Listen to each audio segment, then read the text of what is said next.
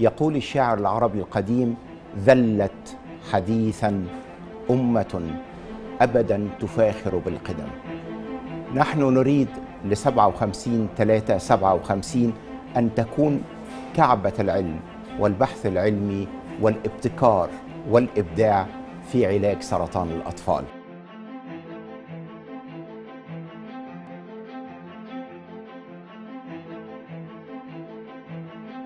مدة الدراسة 30 شهر، 6 شهور في أمريكا و24 شهر في مستشفى 57/3/57. This collaboration causes me to look forward to partnering with Children's Hospital of Egypt and with all our colleagues at Dana-Farber Children's Cancer Center to do an even better job of conquering cancer. ليه مستشفى دانا فاربر؟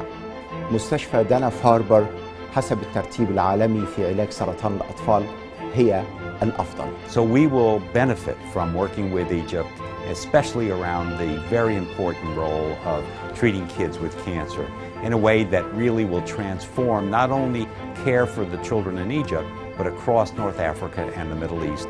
أمامكم فرصة ذهبية، نحن نمد أيدينا لكم لنفخر بكم ولتفخر مصر كلها بكم. من أراد منكم زمالة العلم والبحث العلمي فليولي وجهه شطر مستشفى 57/3/57.